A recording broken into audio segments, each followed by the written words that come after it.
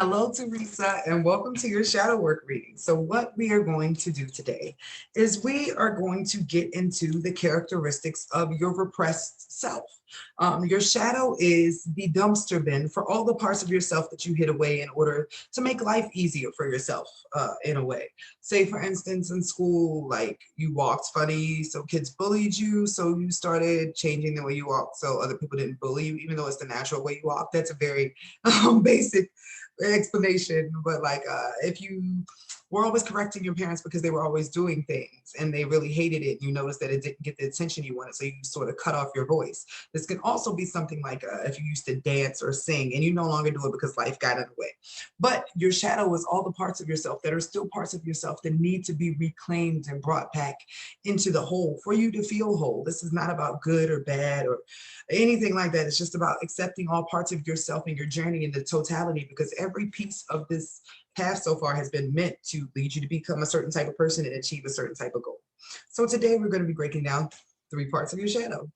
We're going to do that using the archetype deck, which is literally going to tell you the name of the different type of characteristics. So what I'm going to do first is I'm going to pull for all 3 of the characteristics, and then I'm going to pull for what energy you need to embrace in order to integrate it. So let's get started. All right. Dear universe, what is the first characteristic of Theresa's shadow? What is the first characteristics of Theresa's shadow?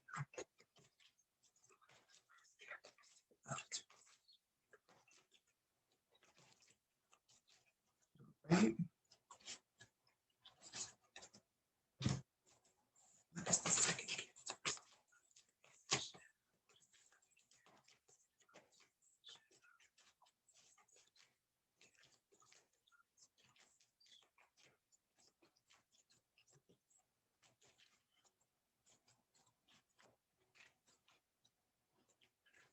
Right, and last one. What is the third?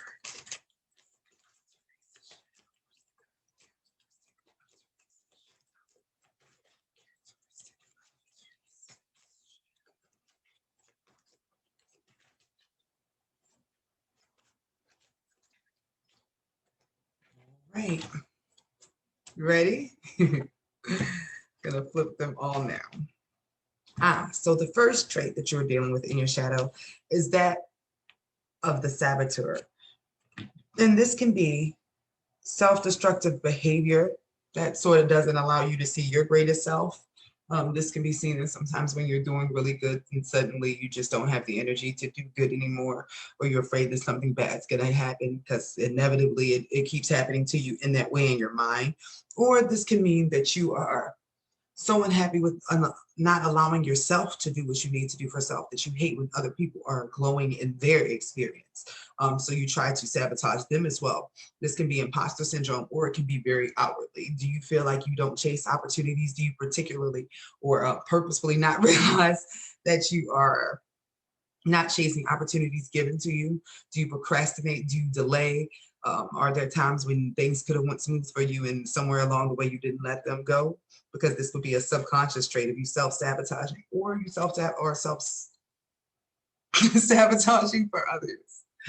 The next trait in your shadow is that of the judge. Are you the type of person that gives advice to people from a place of not accepting your own greatness? Is there a bit of a negative Nancy streak that might come along with you? Because that's typically what you see with the judge. It feels a lot here like you're not able to connect to your own greatness in a way you want to. This stems from a disconnection to your own power, or fear of connecting to your own power. Where were you disempowered in your childhood? Where did you stop letting your light shine? That's sort of making it difficult for you to see that in others.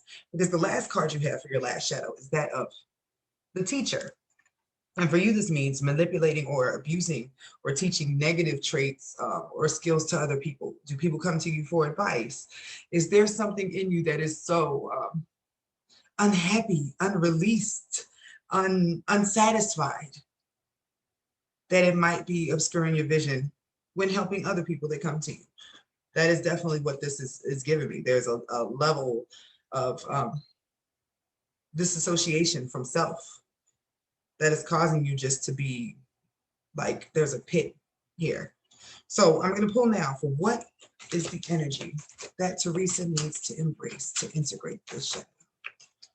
What is the energy that Theresa needs to embrace to integrate this shadow?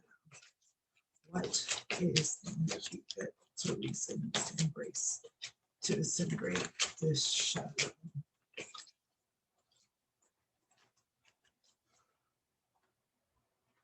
Community and walking away.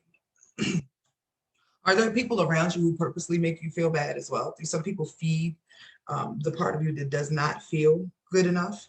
Because you are being called to move away from the garden gate. This means that you've been in a situation that has been safe for you for a very long time, but you didn't realize that you can actually leave. This could be your friendship. So this could be your job, but it's somewhere where you have reached a ceiling and you have been avoiding action, but it is time for you to walk away because you need to be embracing the traits of community and sisterly love and sisterly bonds and happiness. The other things that have held you back in the past or the other connections that are now creating this negative ripple in your shadow no longer serve you. It is time for you to let go of everything that would not let you be great and every person that would not let you be great either, whether they be family or foe. So this is your shadow reading. Let me know if you have any questions. And if this did anything for you, please let me know. Thank you, Theresa.